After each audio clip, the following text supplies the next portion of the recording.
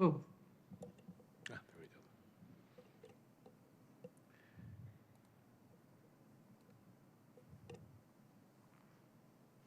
go. Councilmember Juarez, we can't quite hear you. you cannot hear me? Now we can. Thank you. Okay, sorry about that. I can't, you know what? I can see Chambers, but I can't see myself. Oh, I see. You haven't sent the, here it is now. Now it says join as a panelist. I just got the prompt. Thank you.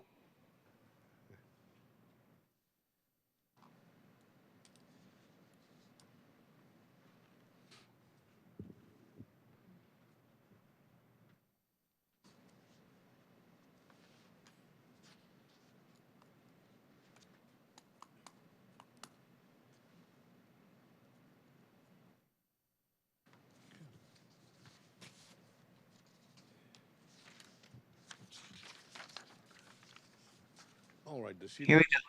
We're good now? Yes, ma'am. Yes. Yes, thank you. I apologize. Like, were you guys waiting for me this whole time? No. Okay, good. Because I've been sitting here for 15 minutes, so I thought it was me. Okay. So shall she kick it off or do I? And Councilmember Juarez, you are kicking us off. Okay, great. Seattle Channel, are we ready? Yes. Great. Okay, good morning. The September 10th, 2025 Special Housing and Human Services Committee will come to order. It is 9:39 a.m. I'm Deborah Juarez, Chair of the Housing and Human Services Committee. Will the clerk please call the roll? Councilmember Juarez. Yeah. Council President Nelson. Present. Councilmember Rink. Oh, Present. Councilmember Saka. Here. Vice Chair Solomon. Here. Chair, there are 5 members present. thank you. And again, I apologize. When you said my name again, I thought you were asking me a question. I'm a little rusty, so cut me some slack here. As the new chair of the committee, I'm passing the gavel to my vice chair, Councilmember Solomon, to facilitate the meeting. And again, I want to thank you, council member, for taking over and chairing these meetings until we start up again in December. Thank you. Thank you very much, Chair Juarez. I'm Mark Solomon, Vice Chair of the Housing and Human Services Committee, and I will be leading today's meeting as we welcome back Councilmember Juarez to council and give her and her staff time to come up to speed. As an appointee myself, earlier this year, I know how intense the first few weeks of doing this job can be, and definitely appreciate your indulgence, Councilmember. Chair Juarez.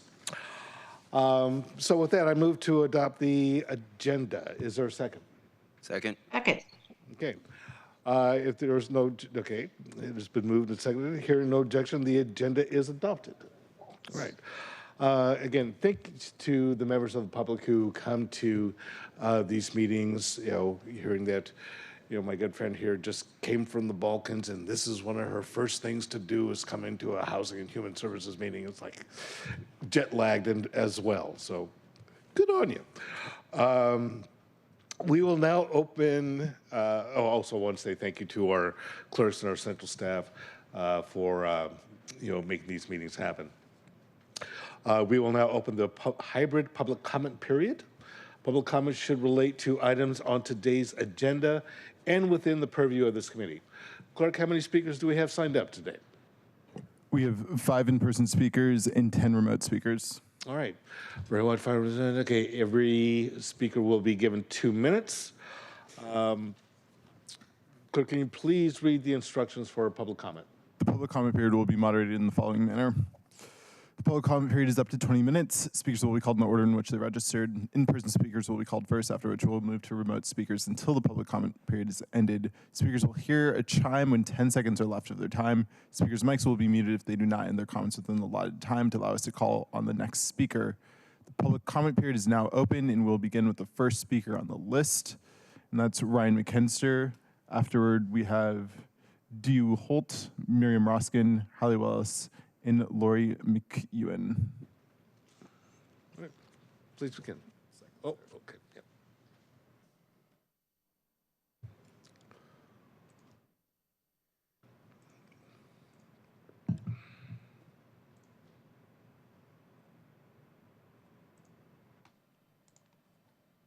Great. Thank you, Chair Juarez and Vice Chair Solomon, members of the committee. I'm Ryan McKinster. I'm with Habitat for Humanity. I'm their advocacy and program manager. We're here in support of CB 121055. For 35 years, or 39 years, excuse me, we've worked to make home ownership possible, especially for working families here in the Seattle area. Thanks to programs like the Housing Levy and MHA, Seattle is the easiest place currently for us to build in King County for affordable home ownership. Over 200 permanently affordable units are currently in our pipeline, which will serve over 1,000 people and obviously 200 families. And that's just here in Seattle.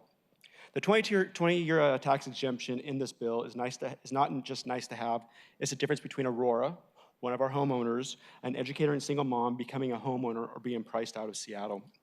For a typical Habitat family, this exemption could mean $45,000 to $60,000 in savings over the life of their mortgage. This is life-changing, not only for the families, but it allows them to build equity and generational wealth as well. Every month of delay risks pushing projects into the next year or canceling them entirely, especially with the issues we're dealing right now that are causing costs to increase substantially. The legislature authorized these changes for a reason, to give cities every tool possible to create affordable home ownership and rental properties and rental opportunities. We encourage you to pass this bill without delay, and thank you for your time and leadership on this issue and the other housing issues I've spoken to you about before. Thank you. Next up, we have D.U. Holt. Okay. Next up, we have Miriam Roskin.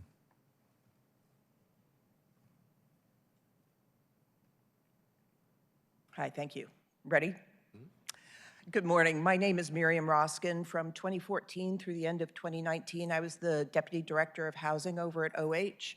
And prior to that, I was responsible for the Multifamily Tax Exemption Program, amongst others at OH. MFTE is a funny animal because though costly, it doesn't receive any scrutiny during the budget process. Every year you have $20 million that is simply invisible at the point that you're going through budget. Possibly worse, the program shifts property tax burden to non-exempt taxpayers in amounts sufficient to, under other circumstances, require a voter-approved levy. It makes a person want to ask, what are we getting for this? Fair's fair. At the margin, there are certainly financially feasible, on-the-bubble projects that benefit and come to fruition thanks to the tax exemption. However, this is speculative, it is unquantified, it's anecdotal. This is why the affordability component of the program matters so much. This legislation would relax affordability levels to generate a really lousy return on investment. Per that November 2024 UW study, about 50 cents of benefit on $1 of cost. In many cases, the rents would be indistinguishable from the market, and in fact, in some cases, the affordable rent would even be higher than market. This legislation lacks affordability levels, and also the elimination of the 4.5% cap on rent increases add up to bad policy that I don't think would ever make it through the rigor of the budget process. I urge you, separate from the amendments today, to fix the affordability levels, fix the rent increase limitation, or just go back to P6. Thank you. Thank you. Next up, we have Hallie Willis. Good morning, council members. My name is Hallie Willis. I'm the policy manager at the Seattle-King County Coalition on Homelessness, and I'm a renter in District 5.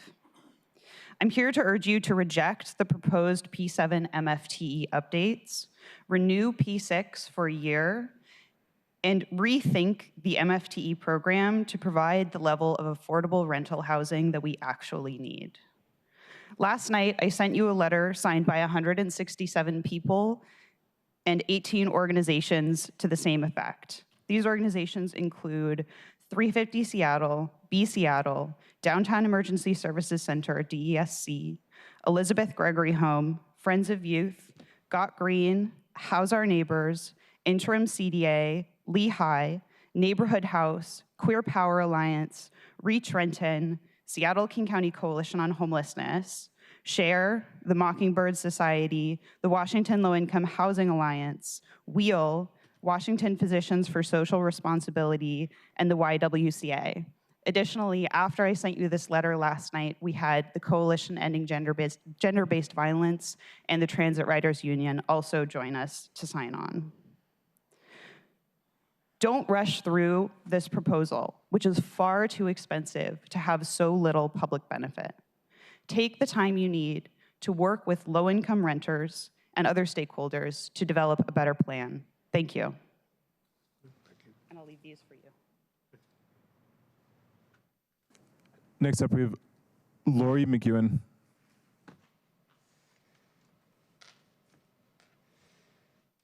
Good morning. Thank you, council members. My name is Lori McEwen. I run the development team at NHTSA Stegan.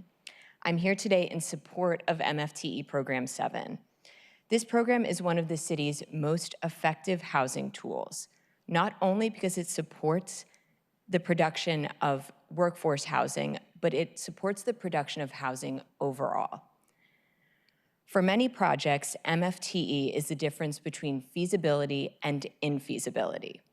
With some of the amendments you're considering today, specifically Amendment 9, it will also preserve thousands of affordable homes that are at risk of rolling out of the program.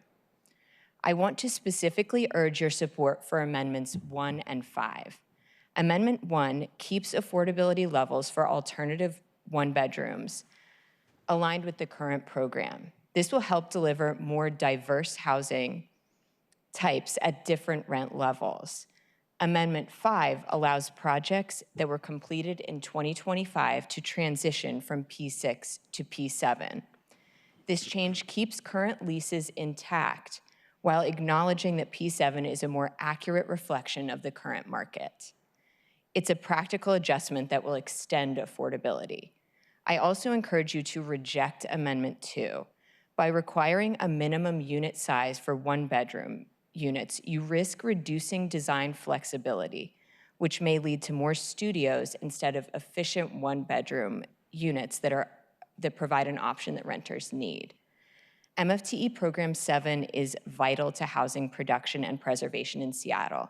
Please adopt it, support Amendments 1 and 5, reject Amendment 2 to keep the program strong and effective. Thank you.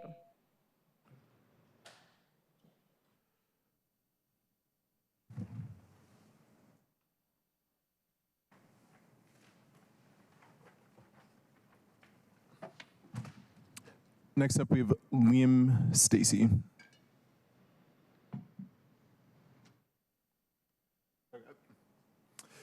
That is our last in-person commenter. We will now move on to virtual commenters. First up, we have Patrick Foley.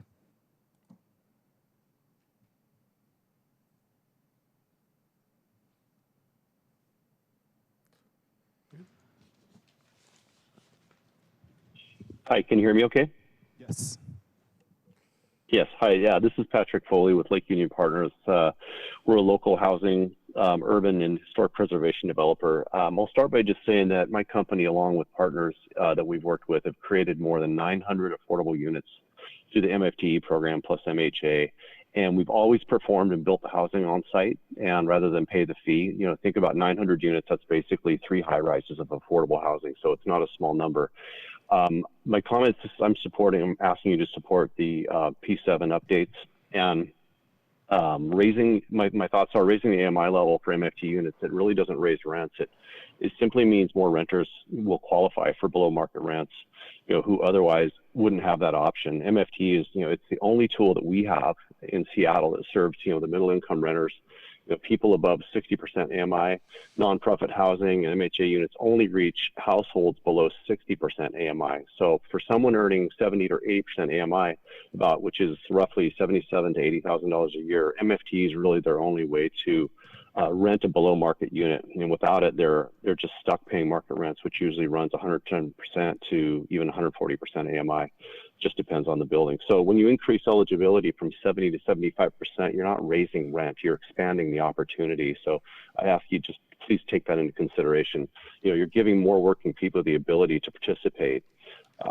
City staff has showed participation in Program 6 has dropped significantly, even though in 2018 and 2019, were two of the biggest housing construction years in Seattle history.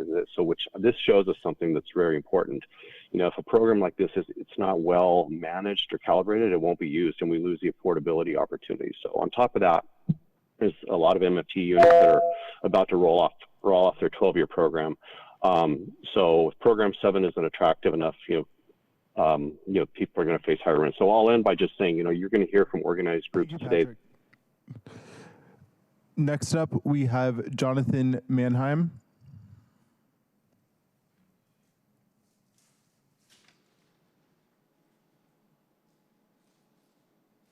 Hi there, can you hear me okay? Yes. Good morning, council members. Thank you for the opportunity to provide comment today about Council Bill 121055. My name is Jonathan Mannheim, and I'm the president of Howell Real Estate, where we've built 1,646 apartments in the city of Seattle over the last 10 years, including 260 MFTE units and 84 on-property MHA units. My comments today are in support of Amendment 4, which would remove an aspect of the MFTE program that has precluded thousands of new units from entering the MFTE program. Anytime new housing is built in Seattle that removes an existing apartment building, the housing provider must go through the city's tenant relocation assistance program. This program appropriately provides financial relocation assistance to displaced renters earning up to 50% AMI. However, the current MFTE legislation also includes language that says if a housing provider participates in the MFTE program and therefore sets aside 20% of units at below market rents, it must, in addition, provide a one-to-one permanent replacement unit in the new building based on the number of apartment renters in the removed building that earn up to 50% AMI. While the effort to have new development help pay for the creation of affordable housing is sound, the one-to-one replacement provision is misplaced as an MFTE requirement. New development justifiably already helps pay for the creation of affordable housing through MHA fees or MHA on-site performance. The one-to-one replacement requirement for MFTE adds an unreasonable burden to a program that already frequently does not make economic sense. So this additional requirement has and will continue to cause many housing providers not to participate at all. Here's a real example. We're working on a new 175-unit project that's zoned for 75 feet in height, and the property has an existing 12-unit low-rise apartment building. All right, we're running out of time.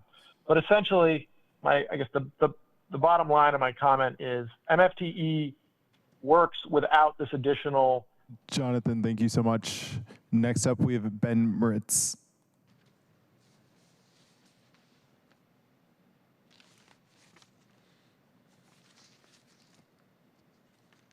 Hi, Ben Moritz here. Nice to see you all, or hear you all. I'm an affordable housing developer and also a property manager. I think we're one of the biggest, if not the biggest operator of MFT housing in the city, and we see firsthand every day what a great program it can be. It is an interesting thing. It is both an economic development incentive and a program for moderate income renters. It's the only program we have in Seattle to target that moderate income renter group, those people that are earning between 50 and 80% AMI. We have many other programs for lower income folks, which are great. MFT is not one of them. It doesn't cost the city any money. In fact, it adds to the tax base in a massive way when it's used. C&O taxes, sales taxes, and also due to a quirk of how our state does things, it actually adds to the property tax revenue in Seattle, even though we're giving an abatement to the specific building that's being built. It draws in capital for housing into Seattle, and such, it has to compete with other programs in places like Bellevue and Redmond that have really attractive MFT programs that many people like to use. In older programs like P4, we were doing this. We produced a huge amount of housing when the program was reasonable and able to be used. We operate many of that housing today, and we have many tenants who are very much appreciative of it.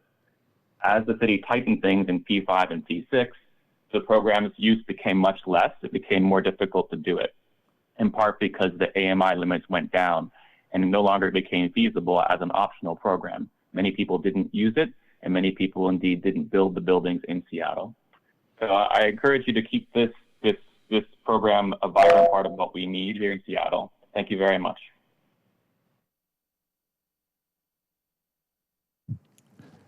Next up, we have Norris Cooper.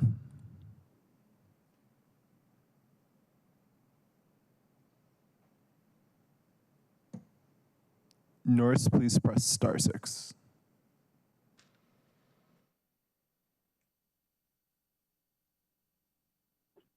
Hello, can you guys hear me okay?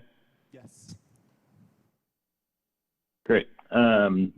Norris Cooper. I work for Holland Partner Group, and I am on the development team. I am commenting in support of Council Bill 121055.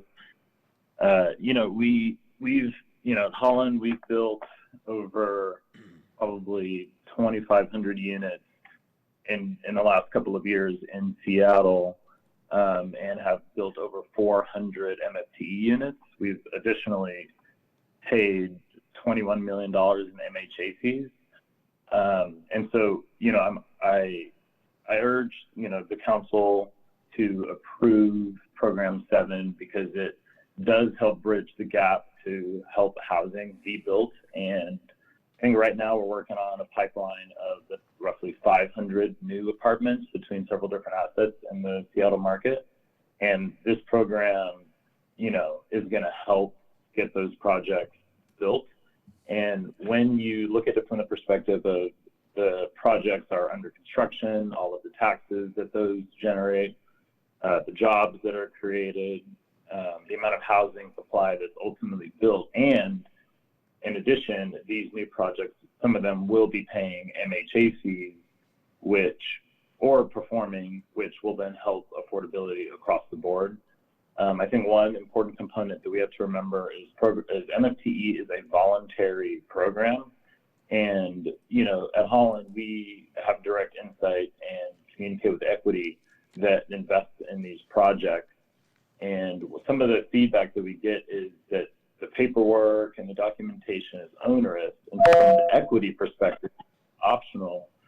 They might not want to participate in the program, which hurts the production of housing. So I think that it's critical for us to remember that this is an optional program. Thank you, Norris. Next up, we have Scott Lean.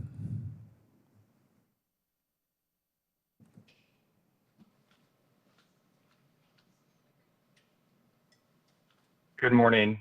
Can everybody hear me? Yes. Great, thanks. Hi, my name is Scott Lean. I'm the founder of Kamiak Real Estate. We're Seattle-based housing developers, and I'm here in support of Council Bill 121055. We strongly support the overall legislation and most of the amendments, and I want to thank the council for the thoughtful approach. In short, the program has become far less feasible over time, and Program 6 is just not feasible anymore. As it currently stands, Program 6 is not inducing projects to help start construction. But when structured well, MFTE helps spur development activity, and these amendments proposed are critical to that. We don't believe this is about dedicated workforce housing as much as it's a tool to boost housing supply. We are evidence that the program currently is not working. We rescinded our MFTE applications on 4 of our last 5 projects prior to occupancy. And now we have 6 buildings with 1,100 units in our pipeline and have no plans to participate in MFTE for most of these under Program 6. But Program 7 makes a meaningful difference in feasibility. One of the reasons we are not participating on a couple projects is solved by Amendment 4. Amendment 4 fixes an MFTE problem that we've encountered. This removes a current requirement that effectively precludes MFTE participation when a project is proposed on a site with existing housing. In short, if existing tenants are deemed eligible for tenant relocation assistance, and if the new project elects to participate in MFTE, then the project is required to include a replacement unit for every tenant relocation eligible tenant.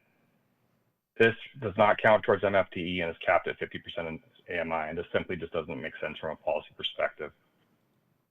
In short, we're thankful that council. Thank you so much, Scott. Next up, we have Irene Wall.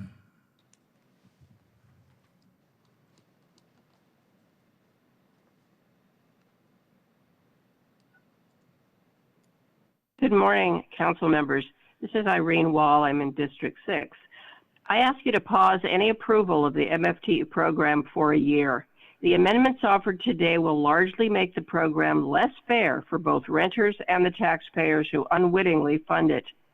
What answer have you given the Renters Commission to their letter asking for meaningful engagement in this program, which is purportedly supposed to benefit renters? That advisory committee is supposed to have a real purpose in shaping the council's thinking, but they've been systematically ignored over the last year while the mayor's office worked with developers and building investors to craft this legislation so it benefits them. Ask the Office of Housing to show you an objective assessment of who actually benefits from this generous exemption. To borrow a phrase, it's the math, stupid, and it shows that the private advantage goes to the investors and the ultimate building owners, not the few renters who get a discount on their rent.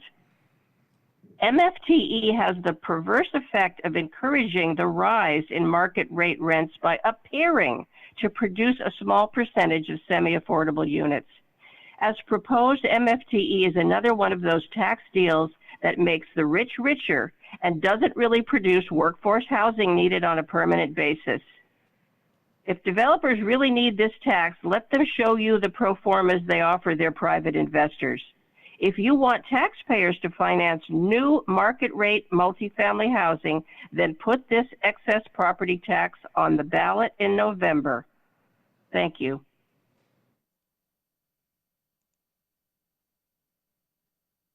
Next up, we have Kate Rubin.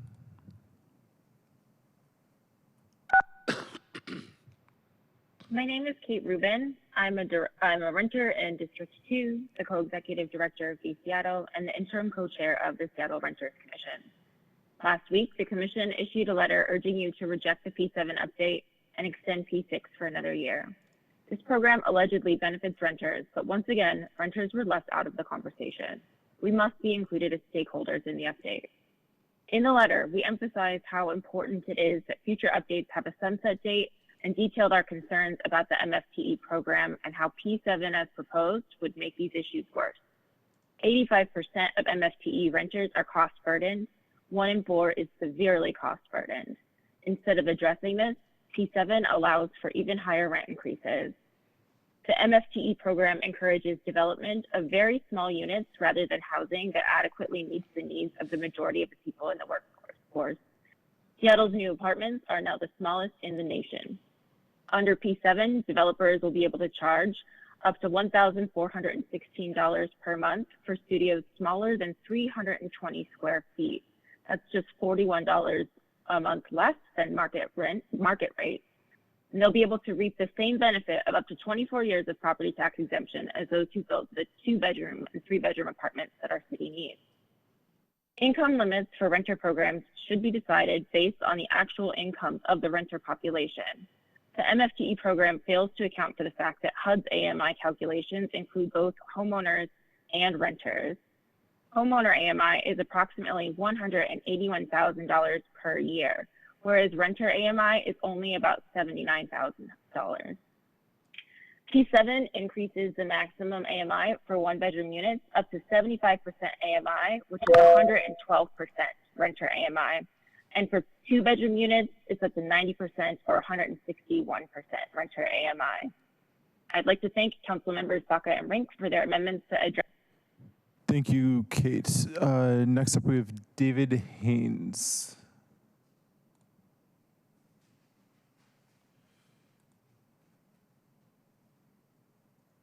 Have you noticed that the greed within the affordable housing nonprofits keep conspiring to raise the AMI percentages so that then they can gouge those workers at 30% of all their salary, just so that the nonprofit can get even more money?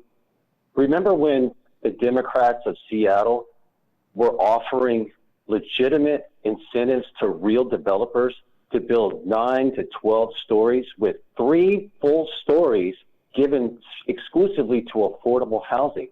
And then the Democrats, who defunded police and created this racist government, decided to pull a fast one and create an MHA fee fund, and then took away the incentives to encourage the developers to create $1 billion fund that then could be allocated to nonprofits that are politically connected to the reelection apparatus of the Democrat Party. And a lot of those people are not qualified. And the ones who are qualified, they're conspiring to like shortchange the tax base and then make themselves richer by demanding that there should be a higher level of AMI. But yet they're not building robust, livable amenities. You all are creating these minimalized, weaponized property values that you all interpret as suitable enough for renters. It's like you can tell that we have too many landlords on the city council who have permeated and tainted the integrity of the 21st century housing build-outs that keep lining the pockets of racist, associated and affiliated, and greedy nonprofits that need to be called out for their conspiring to get as rich as possible while shortchanging the qualities. And then that virtue signaling Jimmy Carter's nonprofit that always wants to let you know how much they like black people, but they build like one house a year. You got to have real developers. Thanks, David. Next up, we have Alan Francis.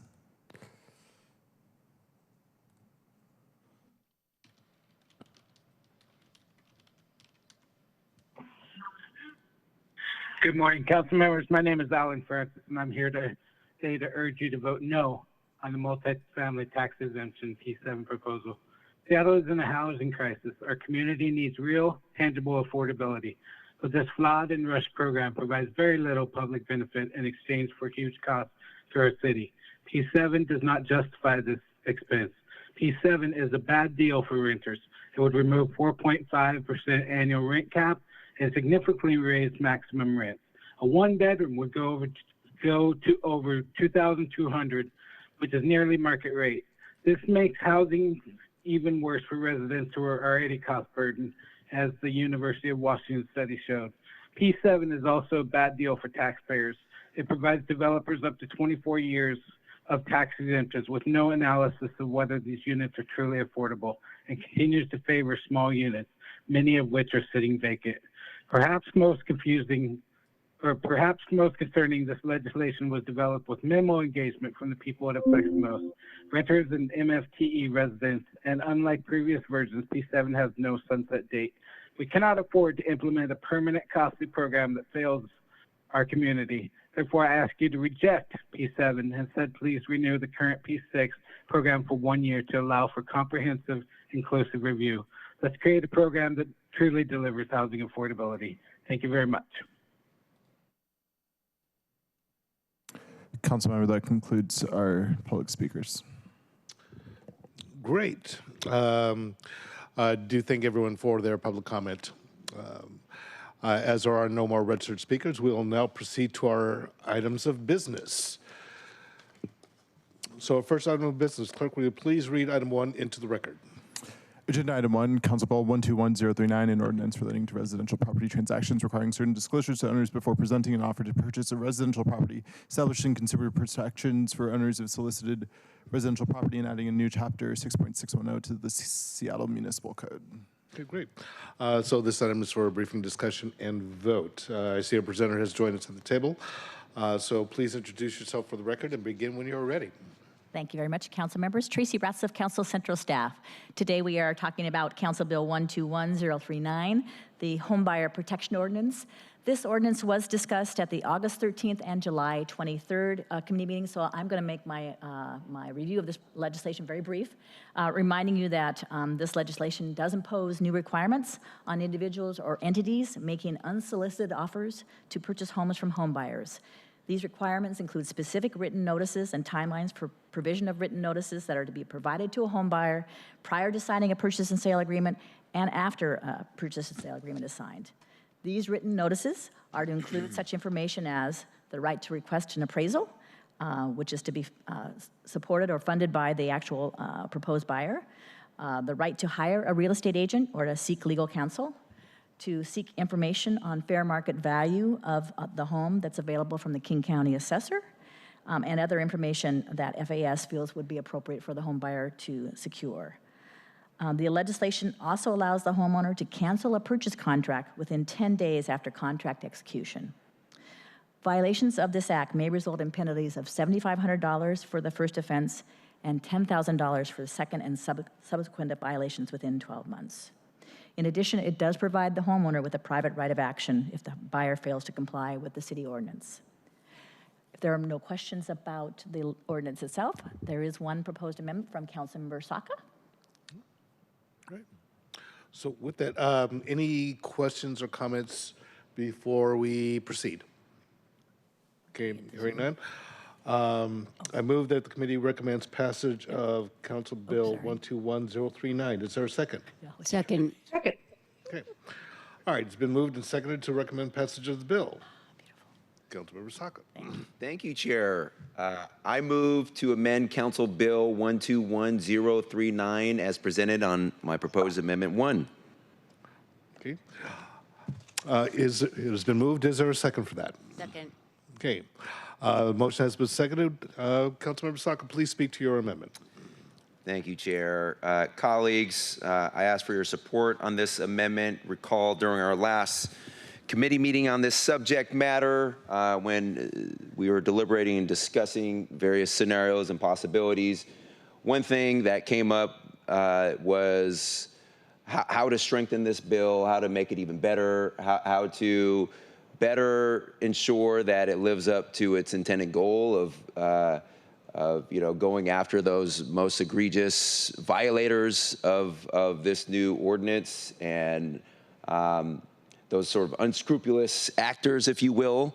And I started to spitball a little bit about, well, what if we published a shame list of some sort for those kind of repeat violators that everyone would know are again, repeat violators. So that's exactly what this amendment accomplishes. It would require an amendment, or excuse me, a published list updated annually for repeat violators, at least two, for at least 2 violations. I ask for your support. Thank you. Great. Thank you very much. Any comments or questions regarding Amendment 1? Okay. Council President Nelson. I want to thank you very much for bringing this forward, because last time we were talking about how do prospective home sellers know that the terms that they're being offered aren't favorable, and so this is simply putting in a place that is accessible, although it is, we're going to have to educate people to go to the site, but this helps get us one step further in making sure that home buyers or home owners are aware of sometimes predatory practices in general, and also who is committing them. Thank you very much. Councilmember Rink. Thank you, and thank you for bringing this amendment forward. It's certainly a really interesting idea, and just as a point of curiosity, I'm curious, did you come up with this from yourself, or is there a peer institution that has done something like this before? I'd love to know a little bit of background on how this came to be. Yeah, no, thank you, Councilmember Rink. It came to be, I mean, there's no magic to it. It came to be exactly how I described during that conversation that we all had. I offhand proposed 2 concepts. One, a shame list of some sort, ergo this amendment. And then also potentially stiffening the penalties a bit. And just as an aside, I explored with our own central staff experts and the department as well about what that would, like, if we chose to stiffen the penalties, what that would look like. Folks have been paying attention. That's kind of on brand for, I've proposed a number of amendments in the past to stiffen the penalties for speed racing and other things. But because this is a net new sort of proposal and kind of cutting edge, I think it's more prudent at this point to just have the original penalties. But yeah, just the concept of a shame list has been applied in other. It's really a disclosure. At its core, it's a disclosure. To provide enhanced disclosures to would-be residents who might be subject to these predatory home buyer practices, and also other market participants. It's a disclosure, and I think more transparency and disclosure is a good thing. Certainly agree with that and appreciate it, and hopeful that, I understand this will be a part of our city website. Hopeful that perhaps we can provide direction or discuss with FAS about how we also link this to some of our county programs. I'm thinking about the county's property tax exemption program, thinking about other program areas, just so we can find ways to create more visibility on this kind of list. And so linking to and talking to other government agencies about how folks who may be accessing a program of theirs also know of this list. So just putting that idea out there, but certainly a very interesting amendment, and I appreciate the thoughtfulness for creating shedding light on exactly who are the actors that we're talking about. Thank you for bringing it forward, Councilmember Saka. Chair Roars, any comments from you on the amendment? Actually, there are. Thank you for calling on me. I was trying to, two things in regards to the 14 amendments that were just dropped on us. Those are to item 2, I understand that, but item number 1, I'm looking at all my notes. I don't have anything from central staff regarding publishing a list after a second violation except for the actual amendment. So I'm wondering if I'm missing something. I know that we had, which I can't divulge, the attorney-client privilege information that came out of our August 13th meeting and was responded to us. Thank you, Tracy. But I don't see any analysis from central staff about publishing a list after a second violation. While I agree with the intent with what Councilmember Saka's doing, I would feel more comfortable if I heard something from central staff. I trust your word, Councilmember. It isn't that I don't believe that you know what you're saying. I'm trying to get a better sense of, because I know in the past, when we have tried to publish, you use the term shame list, there were some issues there because then there's an argument about what happens if you have one violation and the second one gets dismissed and it doesn't get pulled down from the online notice, and we were subject to litigation. It just opened up a whole Pandora's box of notice, whose responsibility it is, whether or not they remedied it. So that's always my concern about publishing or having a quote unquote shame list. So is there any information from central staff on this? Councilmember, we ran this proposed amendment by law and took their input on that, and they seemed not to fully reveal anything here, but they did not raise concerns about this proposed amendment. We have talked to the mayor's office and the executive staff, and they believe it's workable. But obviously your caution about the issue of not posting names that perhaps have people who have not actually been through their full appeal process of any kind of proposed violation would be prudent for them to do, and we will certainly talk with the FAS staff about that. And if I may, Chair, yeah, I did read what you said, and thank you. I appreciate that we posed questions on the August 13th committee, and you responded, which I always appreciate, in a different color ink, right to the questions that were posed. Okay, thank you. And thank you, Councilmember Saka. All right, great. All right, any other discussion, comment?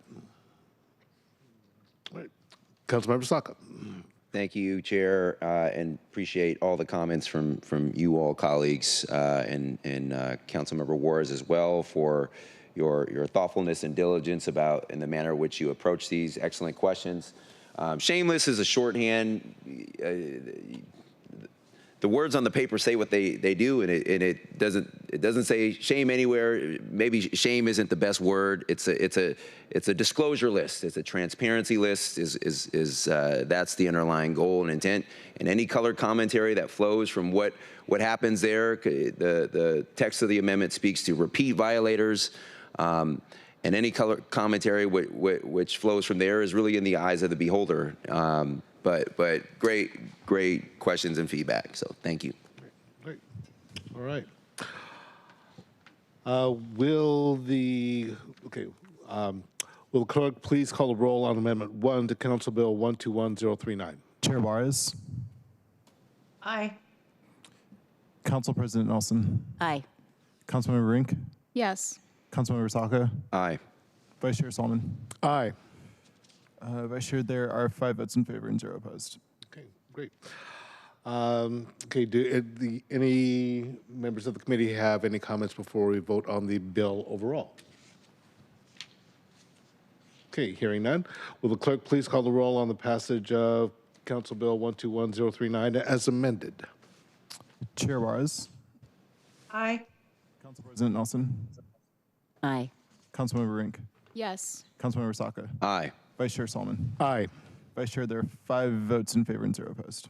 Okay, great. The motion carries, and the committee recommendation to pass Council Bill 121039 as amended will be sent to the September 16th, 2025 City Council meeting. And before I move on, I do have to acknowledge Councilmember Hollingsworth as a co-sponsor of this legislation. So thank you very much, Councilmember Hollingsworth. Council President Nelson, did you have a comment? Yes, we had so much discussion last time that we just went straight to the point and straight to the vote. But I did want to express my thanks to Jacundi Salisbury and the Black Legacy homeowners for advancing this effort, or for being strongly behind this effort, and other key anti-displacement policies and strategies that have already been implemented in the city. Because we really do have to be mindful of the fact that we have to protect our, of course, most vulnerable residents, and that often means the homeowners who are being preyed upon, but also our elderly and lower income people that are on fixed incomes and might and have a home, and you know, they're constantly experiencing the vultures circling. So thank you very much. Just wanted to mention that. Thank you very much. All right. We'll now move on to our second item of business. Will the clerk please read item 2 into the agenda? Agenda item 2, Council Bill 121055, an ordinance relating to the multifamily housing property tax exemption program, renewing and modifying the program, including to make changes in conformity with state law, repealing Chapter 5.72 of the Seattle Municipal Code and amending Chapter 5.73 in Sections 5.75 and 090 and 2350A 062 to the Seattle Municipal Code. All right. I see our presenters have joined us at the table. We've got a lot of amendments, regarding this legislation. So, basically we're looking at briefing and discussion of these amendments. No action on votes today because we need to digest, what we are receiving. So with that, please introduce yourselves for the record and begin when you are ready. Tracy Ratzliff, Council Central Staff. Hello, Jennifer Lebrecht, City Council Central Staff. Right. So we'll be doing 2 things today. First, we have a brief presentation just with a reminder about the proposed Program 7, Council Bill 121055, and then we will be walking through 13 amendments, actually 14, with one from Councilmember Saka added yesterday. All right. So let me say, this will be just a quick review of the proposed changes. We'll be talking about the timeline, and then, as I said, the discussion of proposed amendments. Next slide. The review today is not a comprehensive review of all the proposed changes. We did that at the August Housing and Human Services Committee. We're really just trying to highlight ones that are most relevant to the amendments that are on the table for discussion today. A quick review of the MFTE program. I'm sure everyone is familiar with this. It's a 12-year tax exemption program. It's a voluntary program, and property owners since 2021 now have the option to extend for another 12 years at reduced income and rent levels. 25% of the units must be affordable, or I would say income and rent restricted, or 20% if at least 8% of the units are 2 bedrooms or more. And it does include a homeownership program. And as I'm sure you're aware, the current program sunsets on September 10th if council does not take any action. So now we'll walk through some of the key policy changes that were included in the legislation transmitted by the mayor this summer. Next slide, please. Okay. The first major policy change has to do with income and rent limits for new projects. Under the proposed legislation, income limits remain the same for congregates, studios, and 3 bedrooms, but they do increase by 5 percentage points for 1 and 2 bedrooms. And even for units where income limits stayed the same, rent increased because P7, this proposed Program 7, uses a rent chart that is tied directly to HUD published median income and not the modified rent chart, which we talked about quite a bit in the August meeting. Next slide. Another major change in the proposed legislation is income and rent limits for MFTE properties that choose to extend their tax exemption for another 12 years. Oh, no, that's fine. I'm going to stop for a moment and check in with you. Doing okay? I am. I just don't know why it's not moving. All right. Under the proposal from the executive, rent limits and extending properties would be 5 percentage points below what would be required for newly constructed projects, except for 2 and 3 bedroom, which in order to be compliant with state law would be 10 percentage points below. And we will come back to this slide probably several times throughout our discussion of amendments, as there are a couple proposed changes to this chart in particular. All right, another part or another change in the proposed Program 7 would be that it would allow projects that have applied to Program 6 but have not yet completed to elect to convert to Program 7. I think the key thing here is that as currently written, the code would only, or the proposed legislation would only allow projects to convert if they have not yet completed and received what we call their final certificate. And there will be an amendment proposing some changes to this as well. Next one. For the first time, Program 7 creates a definition for a standard bedroom as compared to an alternative bedroom. I think the easiest way to think of this is that a standard bedroom has a window to the outside, and an alternative bedroom is mostly fully enclosed, but does not have a window to the outside. So you're going to get lighting or ventilation mostly through artificial means. And not only does the proposed legislation define these two types of bedrooms, but it regulates the units differently. Alternative bedrooms are regulated at a lower level than units that have a standard 1-bedroom. Next one. And then finally, one of the other major changes in the proposed legislation is that it eliminates a sunset date. So historically, MFTE has had a sunset date of every 4 to 5 years, and council has needed to take action to reauthorize and continue the program. That's the situation we're in right now. This legislation would eliminate the sunset date, but provide direction for program evaluation on a regular basis, and provide some particular issues to consider if changes are needed after 4 years. So that's a quick overview, and then we'll talk about next steps. So just as Vice Chair Solomon said, today we're here only to discuss amendments, no votes. There will be a special Housing and Human Services Committee on the morning of September 22nd, where it is anticipated that the committee will vote on both amendments and the legislation itself. And then the full council vote is planned for September 7th, and that's a little bit of a ways out just because of some schedule during budget. October 7th. Oh, October 7th, thank you. That's okay. Sorry about the confusion on the slide. Didn't notice that the slide was different. All right, so now we're going to start walking through the amendments, unless there are any questions on that presentation. All right, so we have 14 amendments to cover today, and they're broken down into categories. Amendments 1 through 7 are going to be related to newly constructed projects applying to MFTE for the first time.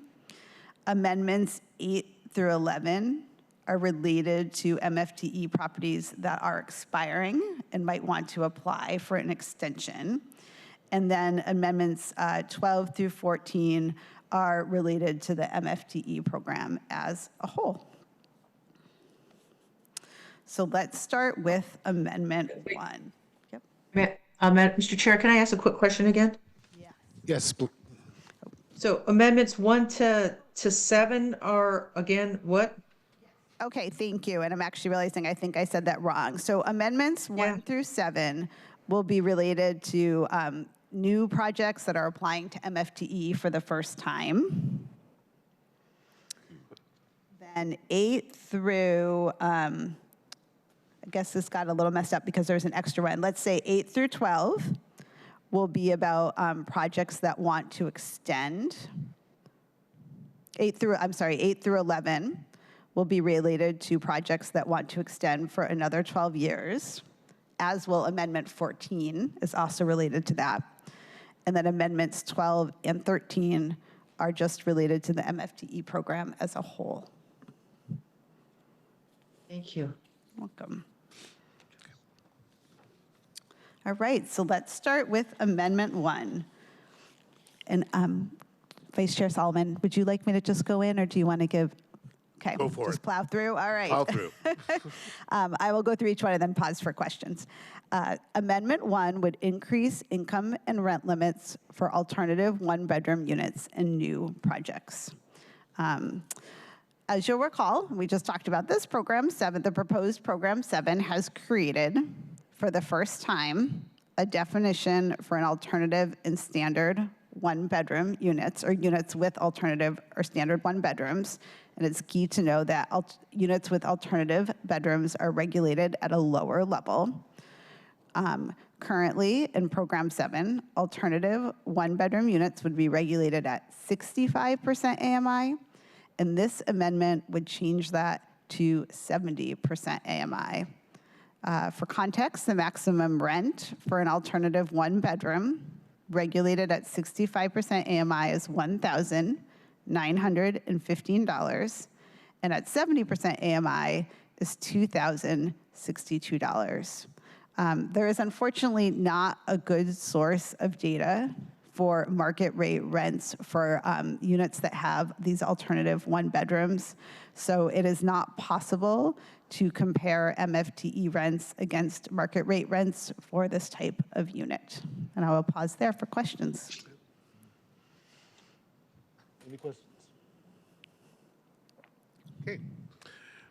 Hearing none, proceed. All right. Amendment 2.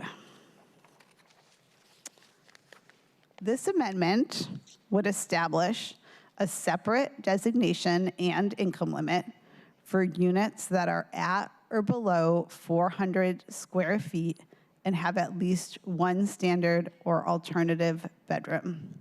For example, a one-bedroom under 400 square feet would be regulated at 60% AMI under this amendment, but a standard one-bedroom over 400 square feet would be regulated at 75% AMI, according to this amendment. I think the premise here is that market rate rents are lower for smaller units, which makes sense since units are usually priced at a price per square foot. And we do have some data from CoStar that supports this. The average rent for a one bedroom between 200 and 400 square feet is $1,600 versus $2,000, $2,044 for a bigger for a bigger one bedroom that is between 400 and 550 square feet. I will stop here for questions.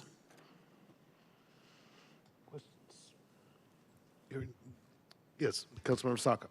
Thank you, Chair, and I just want to thank Central staff for your expert analysis and kind of walking us through this very highly complex, very technical and nuanced, but important subject matter, and then also working so closely with my office to put together my own amendments, and then I learned we have 14. But I think what would be helpful, so some of these amendments, well, in my case, I have 2 amendments, but they are clearly inconsistent and incompatible. One must pass that sets the cap at 10% in the case of Amendment 8, and we'll get to this later, or 7.5% in the case of Amendment 14. So they're clearly competing, clearly inconsistent. One or none would end up prevailing, right? So So there might not be as stark examples of the package of 14 amendments as that, but just to the extent there are some potential inconsistencies, and I appreciate how you described and gave a description of the various buckets or tranches of these, but to the extent there are potentially, competing or somewhat inconsistent amendments, it would be helpful if you continue to call that out. Thank you. Thank you very much. Something that just occurs to me, and maybe my friends from NITSA State can answer, when I was looking at the 4100 project, Willow, the average bedroom size is 382 square feet? Yeah, just under 400. I don't know if this is protocol to ask questions from the dais. What's your average unit rent there?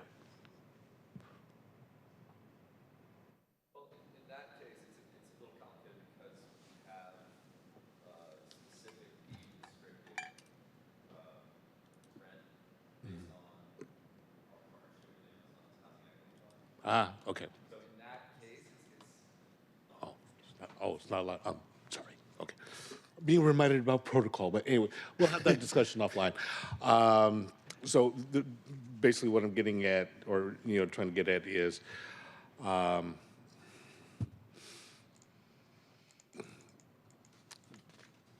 do these, is what's proposed in this amendment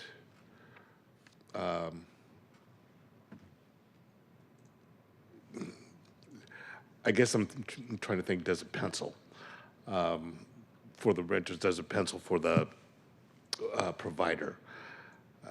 So anyway, that's me just thinking out loud. So never mind. Okay, continue. Any other comments or questions for the committee, from the committee on the amendments? Okay, cool. Thank you. Please proceed. And Councilmember Saka, I appreciate your flag because there are a couple of amendments that sort of work with each other in interesting ways. That may be true for 1 and 2. I have to go back and think about that as you said that now. So thank you for the flag. I'm going to move on to Amendment 3. Bear with me, I'm getting myself organized here. Okay. Amendment 3 would add or amend administrative rules by the Office of Housing regarding 2 different subjects. One subject is income verification for MFTE tenants, and the second subject is the selection of MFTE units to meet comparability and distribution requirements.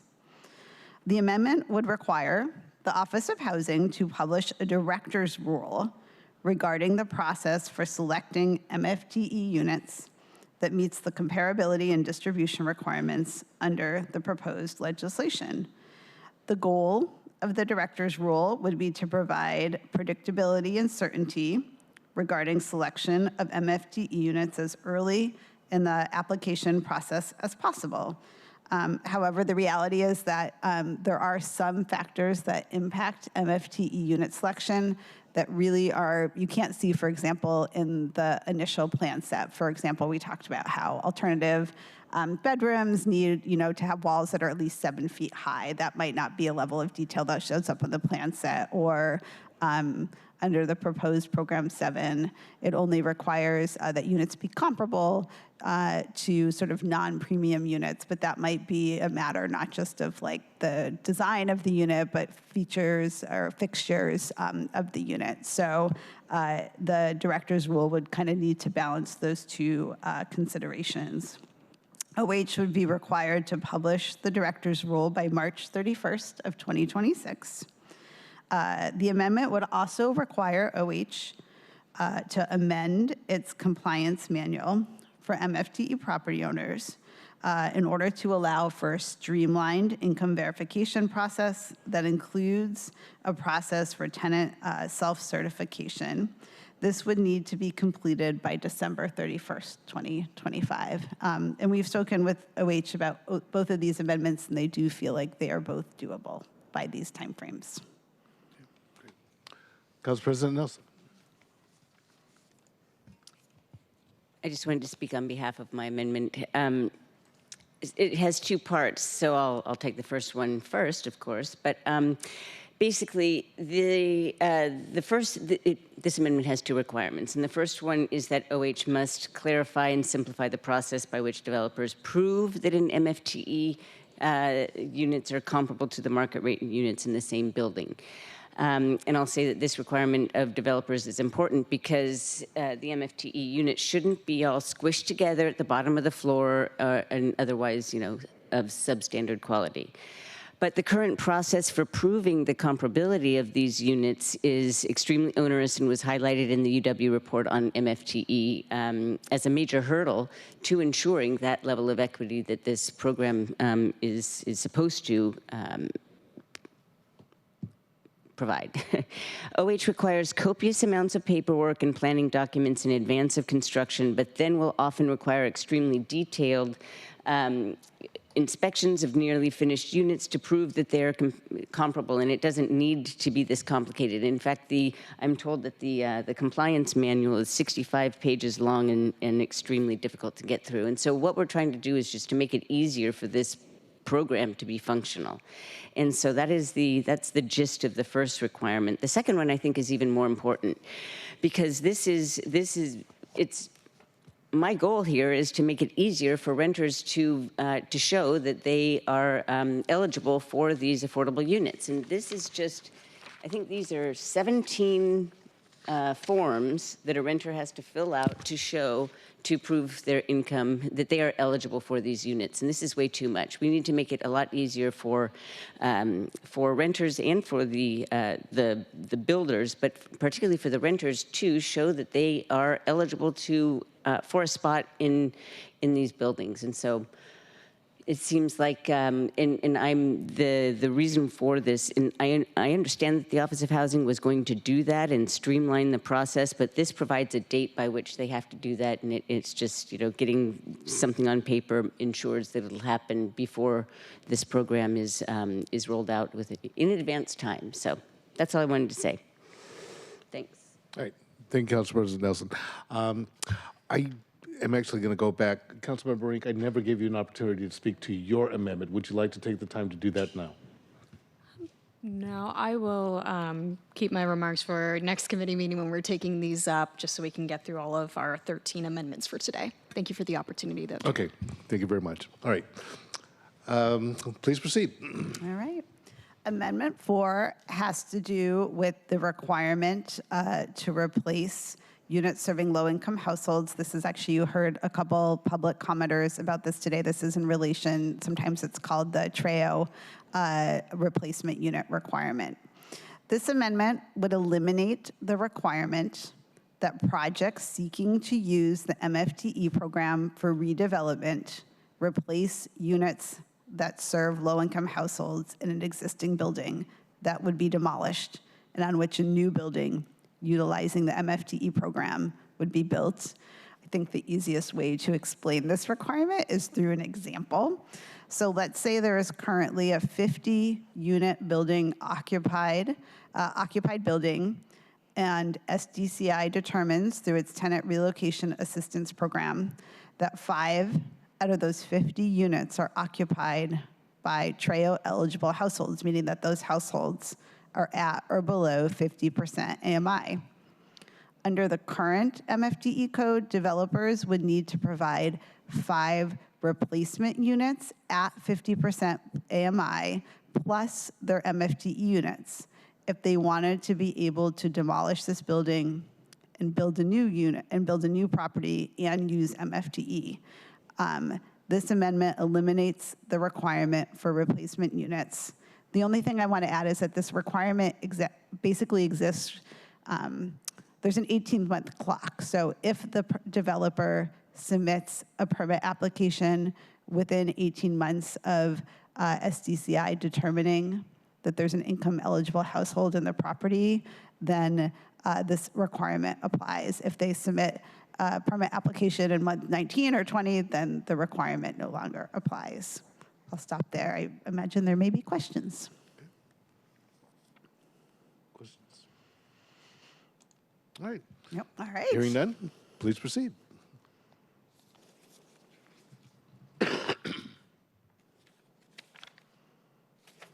Okay, Amendment 5.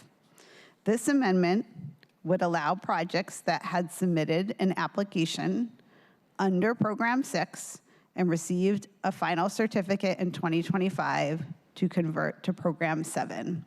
And a final certificate is essentially the final piece of paperwork that a completed project gets that says that they've met all the requirements and they are now officially part of the MFTE program, and all of their obligations under the MFTE program are in effect.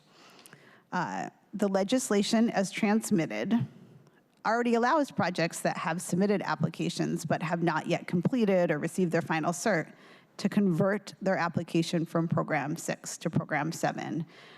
It's assumed that most developers will want to do that because the terms of Program 7 are more favorable to them.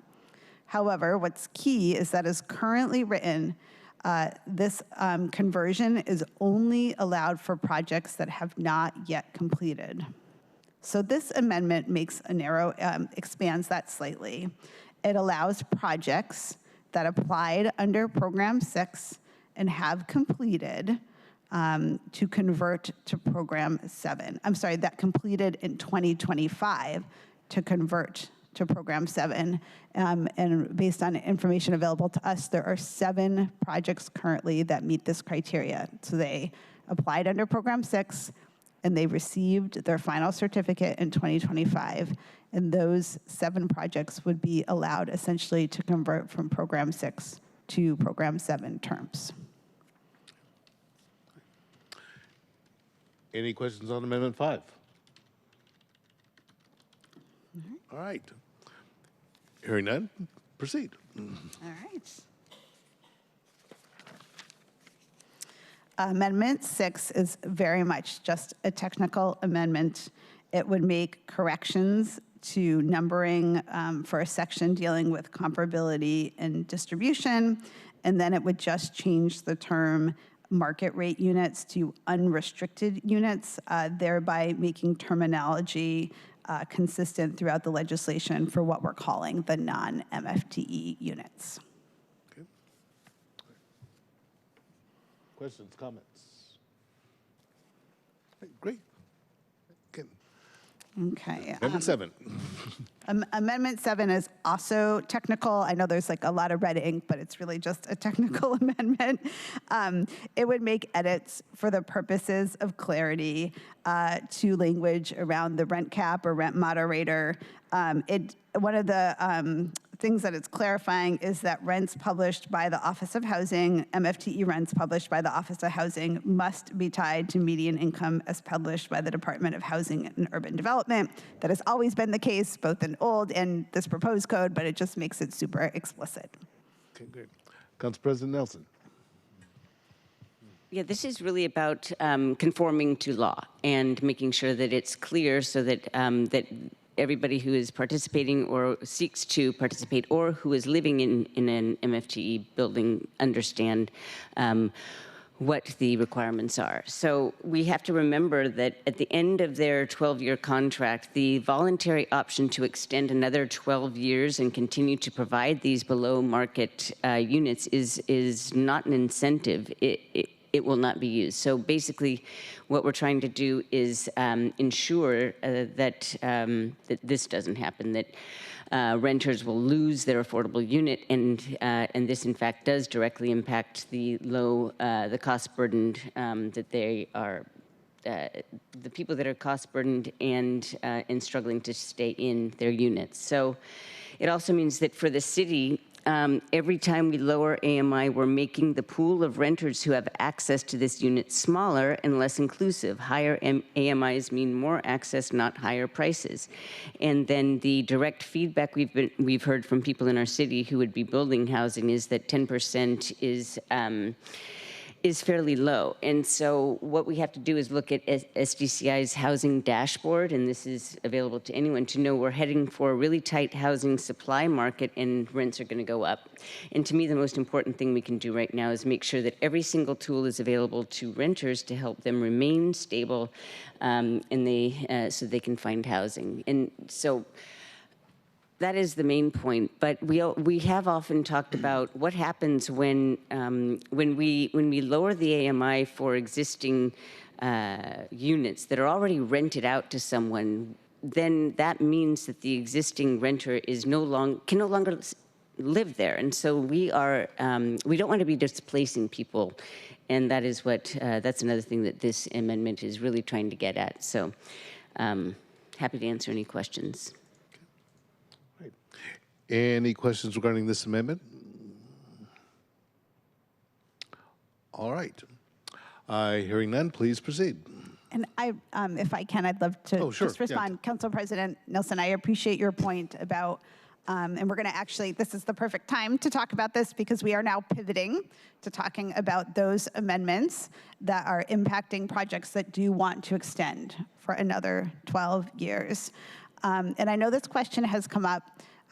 The extension income limits, I'm not talking about a specific amendment right now, I just want to provide some context. The extension income limits are lower, right? So if you're in a property and it chooses to extend and there's a tenant in that unit, an MFT unit, the income limits for that unit will go down. So what happens to that tenant, right? As currently written, the code does allow grace for a tenant who is over income to both remain in their unit and continue for that unit to be considered an MFTE unit. The code says that the tenant can remain in the unit at an MFTE rent until their income exceeds 1.5 times the income associated with that unit, up to 115% AMI. Let me walk you through a couple examples. Let's say you have a tenant in a studio that's regulated at 60% AMI. When the tenant first moves in, their income has to be at or below 60% AMI. Next year, they go to recertify, because you have to do that annually. Their incomes now, as long as their income is below 90% AMI, 60% times 1.5, they can still remain in that unit. Let's imagine you had a tenant let's just say a 2-bedroom at 80% AMI. That tenant can stay in it. That 80 times 1.5 is 120% AMI, but in the code, the cap is 115% AMI. But there's still a big sort of grace in there, right? The tenant can stay in that unit if their income is below 115% AMI. So it is written so that there isn't a cliff where, like, the moment that a tenant's income goes $1 over the income limit associated with that unit, that they lose the MFTE protection. Thank you for that. Any other questions or comments regarding this amendment? Sorry, that was a sort of overall context. So I will go to Amendment 8 now, if that sounds good. These are actually two amendments that are mutually exclusive. So let me walk through both of them and try to explain why that is.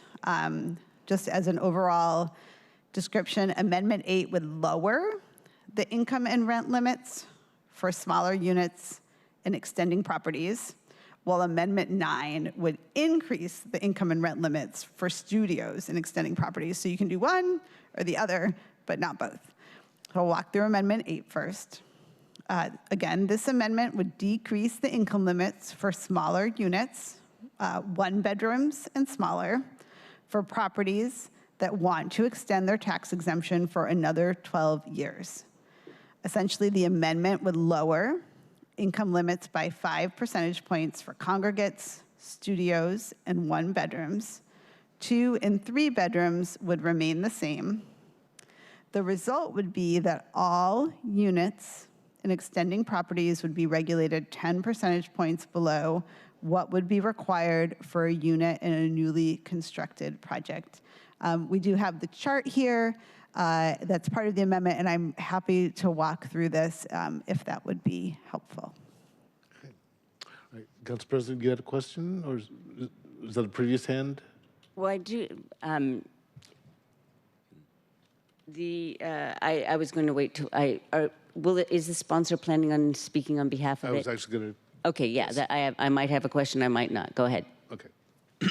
Excuse me. Thank you, Chair, and thank you for walking through this with us, Tracy and Jen.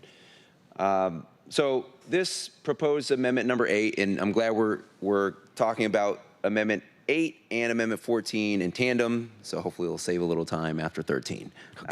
But because they are mutually exclusive. So as we know, P7 established rents for extending properties at 5% less than new construction projects. And so P6 under the immediate pass or now expiring P6 program, that sets the rents at 10% less than older buildings. So my amendment, basically, my two competing amendments restores, well, the first one will restore it back to 10% of the newly construction buildings for smaller units, and on one proposal, and then the other one would sort of split the difference, if you will, between the 5% and 10%, and that's 7.5%. So very technical, specific amendment proposal, but at its core, at the highest level, it's specifically designed and intended to help address affordability. That's what this is all about. And colleagues, we heard some specific feedback from a number of stakeholders within the developer community. We know that this is a voluntary, 100% voluntary optional program, and it's intended to be an incentive. And the developer community is mission critical in terms of this, and table stakes. We need their input. We also know that they're not the only stakeholder across the city that might have a point of view on this, and so just wanted to be mindful of some of the feedback that we're hearing from other stakeholders, including folks from the Renters Commission, advocates in the human services, that kind of space as well. So again, this is ultimately designed to improve affordability. I don't have strong feelings today about which would be the preferred path in terms of 7.5% or the 10%, restoring it back to the P6 10%. But I do know that we need to do more as a city to help improve affordability for all. The Renters Commission reminded us that 85% of renters living in MFTE units are cost burdened, paying more than 30% of their income each month on housing costs, and 1 in 4 are severely rent burdened, with housing costs accounting for more than half of their monthly income. So mindful of some of these important real life everyday issues impacting many people across our city. Also mindful of, at the end of the day, because this is an incentive program, these projects need to pencil, and so wanted to find a way to better kind of harmonize, those interests. But so that's the thinking that went behind there. Again, today I don't have strong feelings on either because they are mutually exclusive. The whole point of going through this amendment process is to have the dialogue, which leads me to my next point.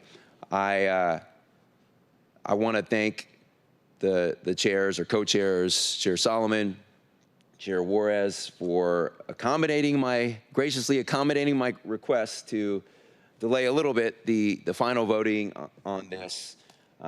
We learned that not everyone felt included in the process, which I understand, and in my view, I don't think we can delay indefinitely. I think we need certainty for all, but delaying the final vote, by a few weeks, I think would make the process a little better, and allow us to try our level best to incorporate as much of that feedback that we're hearing from other communities and other stakeholders, and that's in part what this is intended to do as well, and designed to do.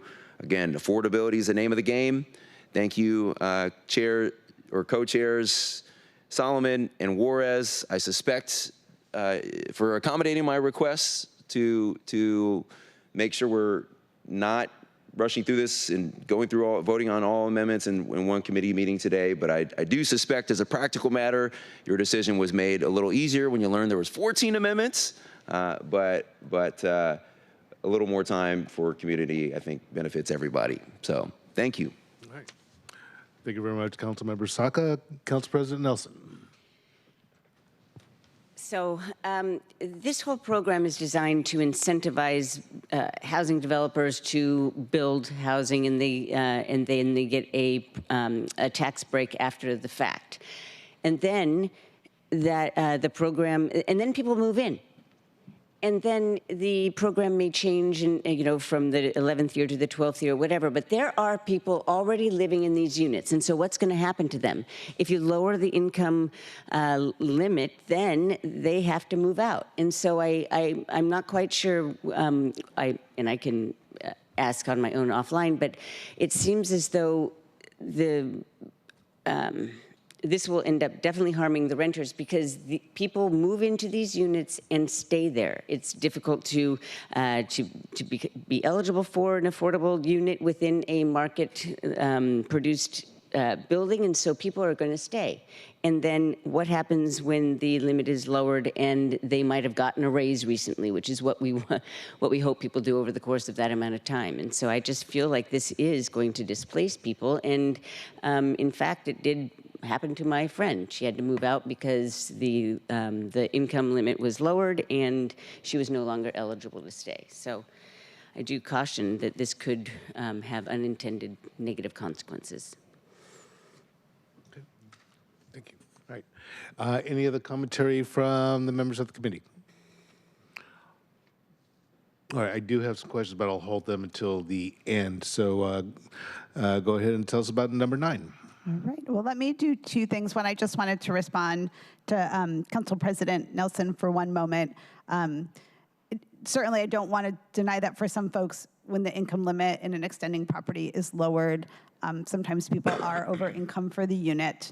And that can happen in some occasions. I do want to be clear, somebody has their rent until their lease expires, and then what typically happens is that the tenant can stay, but the unit loses the MFTE designation, and then the property owner has to, and then the rent can go to whatever market would support, and then another unit in the building would be designated as MFTE, so that is the process. And just to reiterate, again, there is that grace that is provided under the code so that someone's income can be 1.5 times whatever the income limit is that's associated with that unit and still be able to stay. And based on some data provided from OH for past reauthorization, buildings that have, for buildings that have extended, that is quite common for tenants to either be at or below the new income limit or be able to remain because of the grace, the sort of buffer that's provided. Before we go to Amendment 9, I just want to make sure that everyone knows that Amendment 14 is the competing amendment from Councilmember Saka that has the 7.5% option. So essentially, Amendment 8 would lower income limits for extending properties to essentially 10 percentage points lower than whatever a new project has to do. And Amendment 14 would do the same thing, except it would say that all the income limits have to be 7.5% lower than what a new project would get. And so those, that's really the only difference between Amendment 8 and Amendment 14. Mr. Chair, may I ask a clarifying question? Thank you. So I'm looking at Amendment 8 and Amendment 14 and the 2 different charts. So what I've just noticed is that on Amendment 14, under proposed amend extension rents, there's just differences, as we said, in amendment, I'm trying to keep all this paper straight. In Amendment 14, the numbers are just higher than in Amendment 8. The first 1, 2, 3, 4 boxes, 4 lines. Yep. Whereas the 80% stay the same. Yes, and that's a good observation. The 2 and 3 bedrooms stay the same because the state says that units in extending properties cannot exceed 80% AMI. So that's the max for those. Okay, so, but that's the actual difference between the two. It's really, Besides what you showed. exactly. It's the first Okay. 4 rows under the proposed amendment Yes. extension limit column. Yeah, I'm a visual learner. I have to have colored pins in a box. So thank you. Thank you, Councilmember Saka, for the competing and all the lovely amendments. All right. Okay. So walk All through right. Amendment 9. So now we will talk Oh, through. before we do, Councilmember Saka. If I may just clarify, reemphasize, thank you, Councilmember Juarez. I too am a visual learner, and I use with extra color coding for me to help me discern complex constructs such as this. But so I think we beat the dead horse, so to speak, on amendments 14 and 8, and the differences, at least for purposes of this discussion. I just want to note the admin housekeeping item, the reason why they appear differently. I approved them both on Friday, I believe, but it requires a lot of staff time still to kind of make those calculations in the table, and it still had to clear, another legal review, even though it was substantially so. So the original slate of 13 was published, was it yesterday or whenever it was, and then this one I circulated yesterday. That's the only reason, but in any event, and I will pull one by the time of our next committee meeting. So thank you. All right. Thank you. Any other commentary? All right. All right. Proceed, please. So Amendment 9, so 8 and 14 would lower the income limits for extending properties. Amendment 9 would increase the income limits in extending properties for one type of unit, which is studios over 320 square feet. And it would increase the income limits for these studios from 55% to 60% AMI. That would mean that studios over 320 square feet in both new and extending properties would be regulated at the same level. All other units in extending properties would be regulated at a lower AMI than the same unit in a new property. I think I will stop there. Okay. Questions? Okay. All right. All right. No questions? Please proceed. All right. Amendment 10 would allow owners of MFTE projects seeking a 12-year extension to elect to retain the existing MFTE designated units and unit classification. And this is an amendment that is about as in the weeds as you can get. So bear with me for a moment. Program 7 has created a new alternative one-bedroom definition. We talked about that. That's a new definition, right?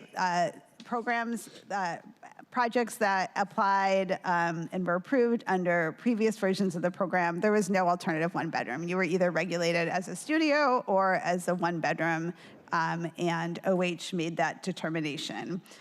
Additionally, in older projects, there wasn't as much emphasis placed on comparability and distribution. So in older projects that are now expiring, MFT units may, for example, be smaller or may be more disproportionately on the bottom floors. Under this amendment, property owners would not be required essentially to redesignate, to change their designation of MFTE units in order to meet current standards. So they wouldn't have to go back through and say, oh, this is an open one, or this is an alternative one or a standard one, or we have too many units on the bottom floor and we need to move some to the top floor. They would be essentially grandfathered into what their existing unit designations were. And that's it for that one. Okay. All right. Any questions or commentary regarding Amendment 10? Yeah, really in the weeds. Okay. Moving on to 11. All right. This amendment would do a few things. It would give projects that are expiring in 2025 additional time to decide if they wanted to apply for a 12-year extension. So under the current code, let me start by saying there are 18 properties that have an MFTE exemption that is expiring this year. Under the current code, those properties had until May 1st of 2025 to decide whether or not they wanted to extend, and 7 properties submitted an application to do so, and 11 did not. This would essentially give those 11 properties that didn't apply until November 1, 2025 to decide if they wanted to apply, with the sort of the rationale that the terms of Program 7 are different than the terms of Program 6, and those properties might make a different decision about extending now that they know what the Program 7 terms are. It would also allow properties that had submitted the application under Program 6 terms to convert that application to Program 7 instead. One thing I do want to note here is that under both Program 6 and the proposed Program 7, all tenants in MFTE units must submit income certification documents annually. However, properties expiring in 2025 were approved under older versions of the program in which income qualification happened only at the time of initial application. As such, it is a time-intensive process for property owners to income qualify tenants. You might be going back to a tenant who moved in 2 or 3 years ago and saying, new requirement, you have to income certify, right? And that's time-intensive. And it will also take time for OH to review the property owner's application to confirm compliance with the new requirements. So it is for projects that submitted an extension application on November 1, it is unlikely that the income qualification and OH approval process would be complete by the end of this year. And that would mean OH would likely have to issue final certificates by December 31st so that tax exemption could continue into 2026 without interruption, without being able to confirm that the property owner has achieved full compliance with Program 7 terms. Under the proposed amendments, owners would have an additional 6 months to achieve compliance with Program 7 terms. And there is a typo in this amendment. This should say June 30th, 2026, not June 30th, 2027. So that will be fixed when we come back next on the 22nd. So essentially, just to say that there's going to need to be sort of a grace period here for property owners to get into compliance with Program 7 terms, just given the late sort of deadline for them to notify OH that this is what they want to do. Okay, great. Any questions from the committee regarding this amendment? All right. Hearing none, please proceed. All right, Amendment 12. This amendment would add several pieces of information that would be included in the annual MFTE report that the Office of Housing submits to City Council. So to clarify, under the proposed legislation, OH is required to submit a fairly extensive annual report to City Council with information on the MFTE program. This adds a couple of reporting requirements with the goal of enhancing Council's understanding of how tenants are served by the program and the public benefits associated with the MFTE program. That's it. Right. Councilmember Saka, do you want to speak to this amendment? This is amendment, the reporting requirements amendment? Yes. 12. I think it's pretty straightforward.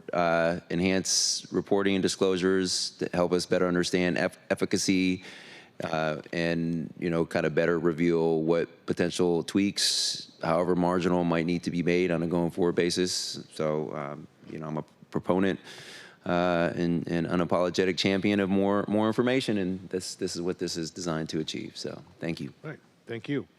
Any other questions or comments from other members of the committee? All right. Hearing none, can we proceed to Amendment 13? All right, last one.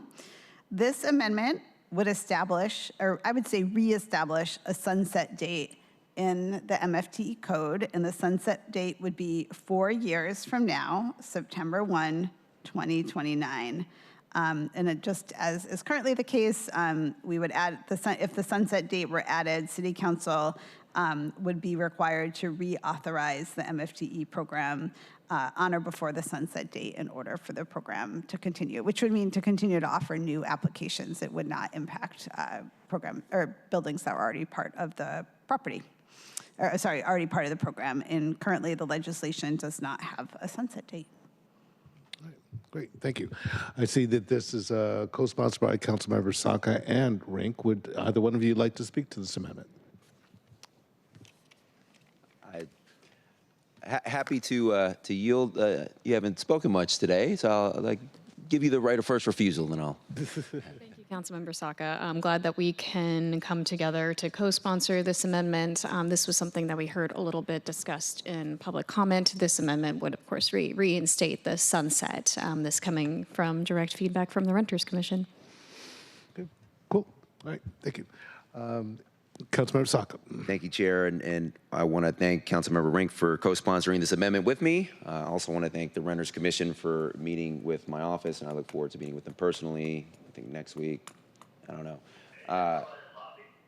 This, at its core, I mean, to Councilmember Rink's point, is designed to address some specific feedback that we've been hearing from various communities. We've heard strong concerns over the deletion of the sunset date from constituents, again, especially renters and affordable housing advocates. So this amendment would simply restore the 4-year sunset date. There's obviously a ton of precedent for doing exactly this.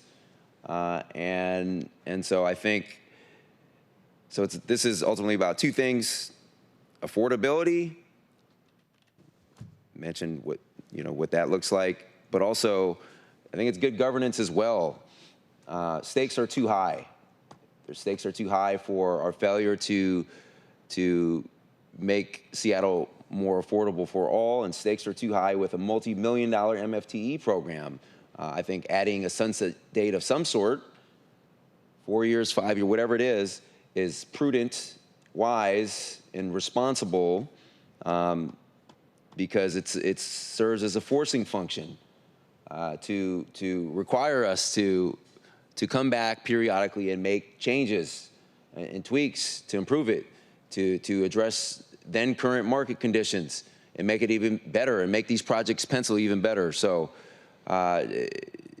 deleting a sunset date whatsoever in perpetuity for something of this significance and great of a scale and subject to fluctuating market conditions, I don't know if it's the best, most appropriate, prudent course of action for the reasons I mentioned. So affordability and good governance. Great, thank you very much. And we've already discussed. Oh, Councilmember Juarez, or Council Chair Juarez. Chair Juarez. Thank you, Co-Chair.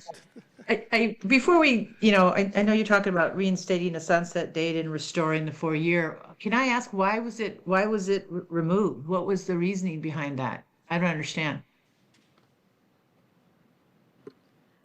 It was removed in the version that was transmitted by the executive, and I think their thinking was that they wanted to take a different approach, where essentially they provided some factors to consider at sort of a 4-year point to determine whether or not tweaks needed to be made.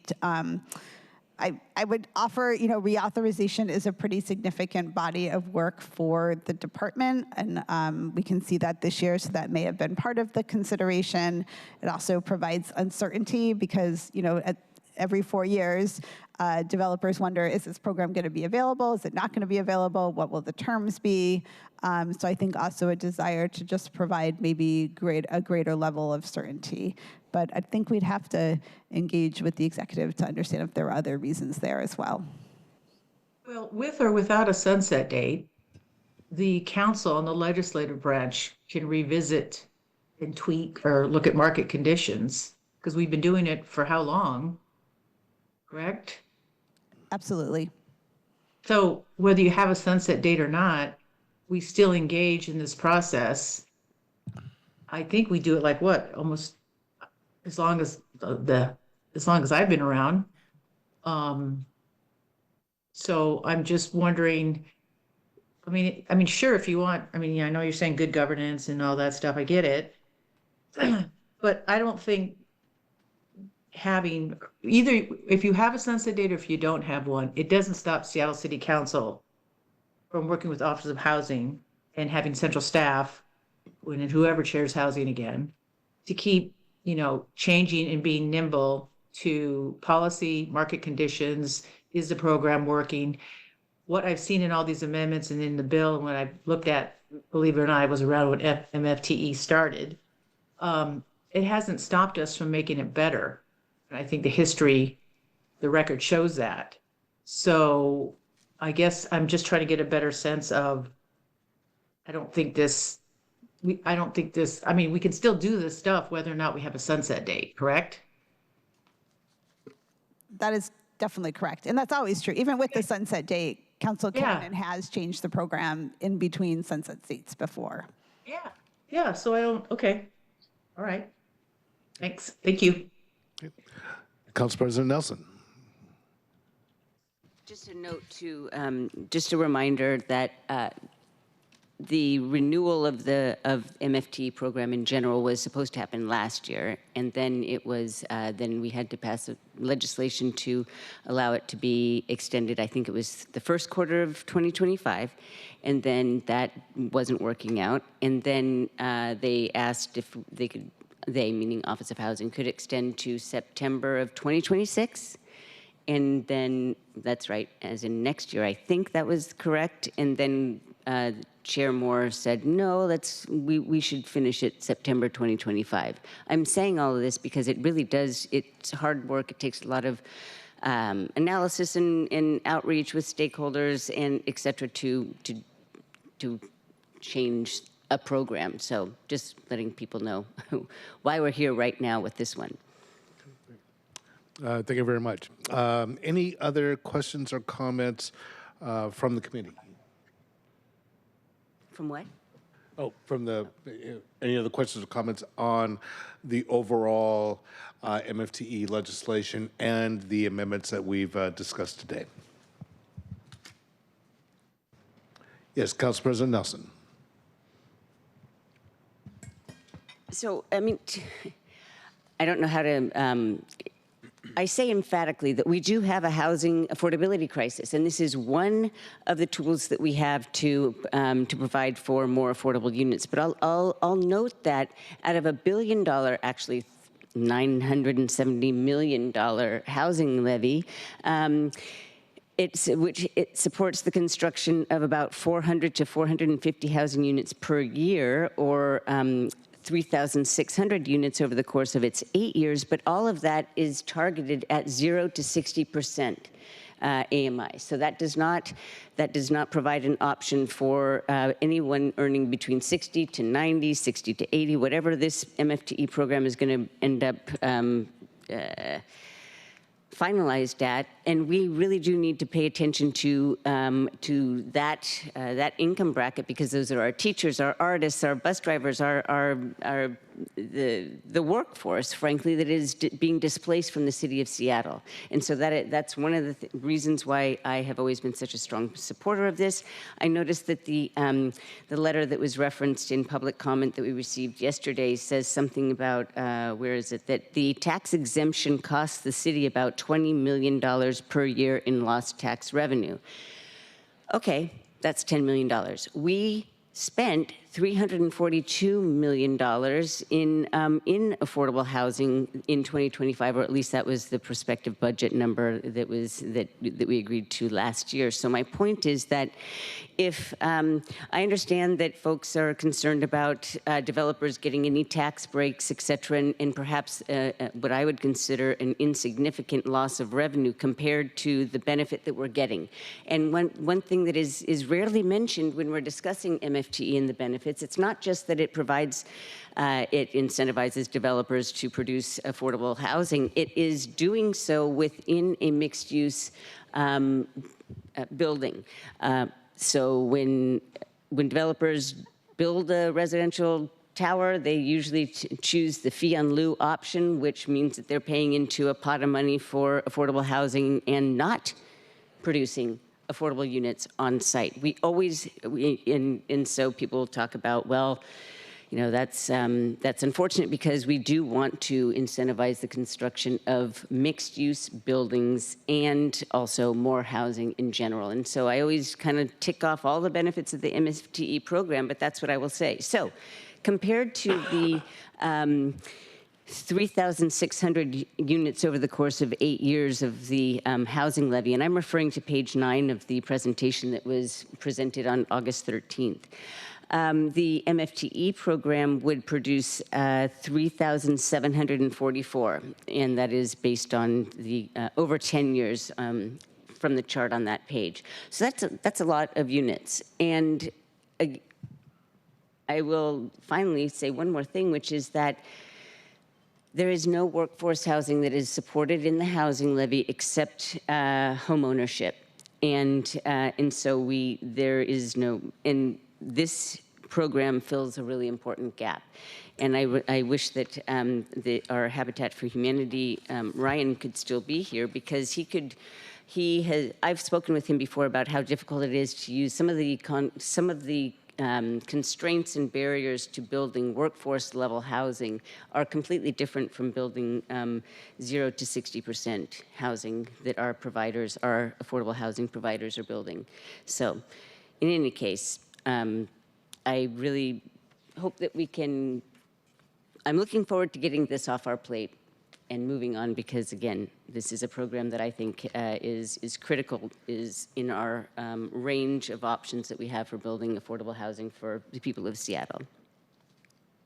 All right. Thank you, Council President. Any other commentary, questions from the committee before we end and before we excuse our presenters? All right. Hearing none, I have some questions, but I'll take those offline. Primarily, I want to make sure that the amendments we're looking at, other than 8 and 14, which we know conflict, are there others that are glaring at you that go, ooh, yeah, these 2, these 3 are button heads with each other. So again, that's a discussion we can have offline. With that, we have reached the end of today's meeting agenda. Okay, our next, thank you very much for joining us at the table and walking us through all the amendments. Our next meeting will be Monday, September 22nd, 2025 at 9:30 a.m. Is there any further business to come before this committee? Hearing none, we will stand adjourned. The time is 11:29 a.m. Thank you very much, everyone. Enjoy the rest of your day. Thank you, Co-Chair.